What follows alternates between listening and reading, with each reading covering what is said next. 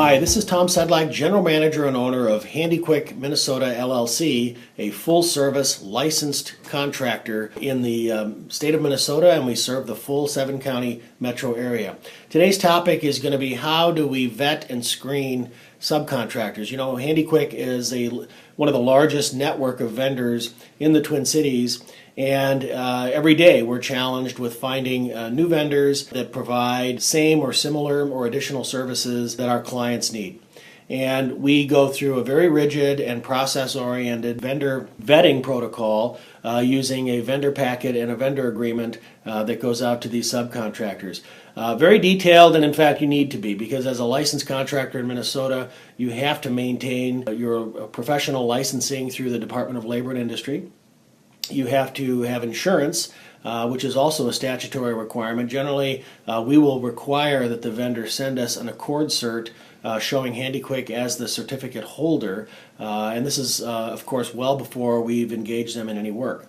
We also look for their workman's compensation certificate. It's very critical that the subcontractors that we hire use and have appropriate workman's compensation insurance in the event of an injury at a job site. We also maintain all of the vendor agreement and vendor information in our office so that we have all the contact information as appropriate to make sure that these individuals are talented, experienced, licensed, bonded, insured, and have the credentials that they say they have. As far as tax compliance, we also get a W-9 to make sure that we can provide the 1099 miscellaneous for any subcontracted work that exceeds $600 annually. And we get a copy of the Minnesota Business Registration from the Secretary of State showing that their business is in good standing. So as you can see, it's a very detailed and lengthy list of documents that we do require, and that's each and every time that we onboard a vendor into our vendor network, and making sure that we track all that information as well as far as license expirations or insurance expirations, so that we're not sending a vendor that doesn't have a current license and insurance information on file with us. Additionally, we are going to ask the vendor some additional questions. Apart from the basic licensing and registration, we look for copies of their general business and liability insurance. We want to make sure that their GL covers at least $1 million worth of minimum coverage.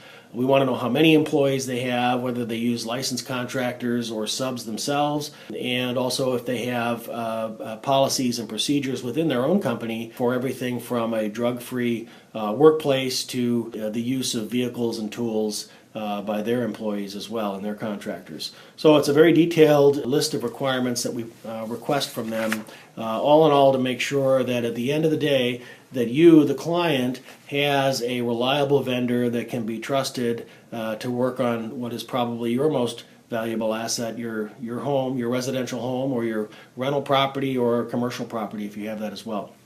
All of our vendors are, in fact, independent contractors, and we do that for a reason, because when we go out to bid, we're not just getting one input from one sub. We're going to get multiple. We'll go out and we actually will competitively bid within our network, and we'll do it within reason. We do it with the vendors that we know can do the work, number one. They can do it well. It's in the category of work that they've done business with us before, so we know that they're going to be reliable.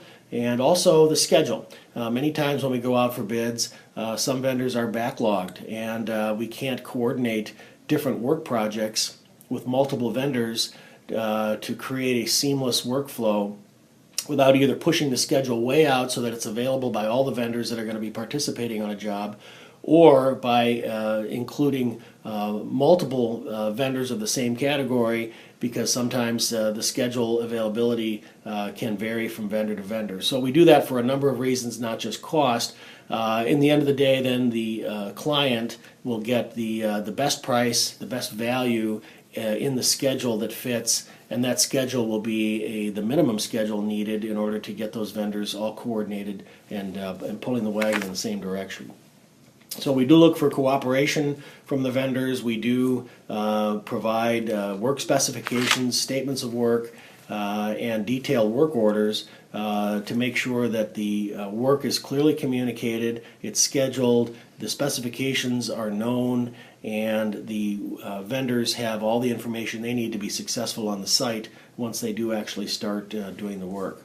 The other thing we help with as an independent contractor ourselves and hiring from our network of vendors is handling disputes. And that's probably one of the biggest reasons that customers come to HandyQuick in the first place, is they want a single source where they can engage a contractor, they can communicate specifications, and if there's ever a dispute, they have one person they go to. They're not going to a list of subcontractors and trying to juggle a dispute with a variety of different vendors.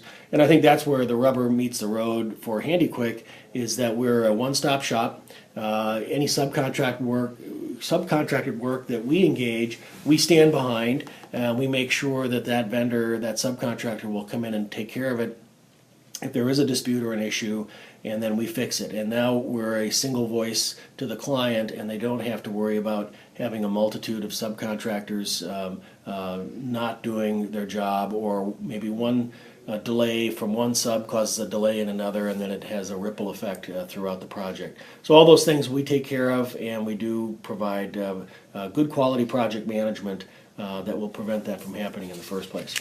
So that's basically it. That's our vendor selection process. I hope this has been helpful information. If you have a project or you need a general contractor for any work in the Twin Cities, feel free to reach out to HandyQuick. Thank you so much.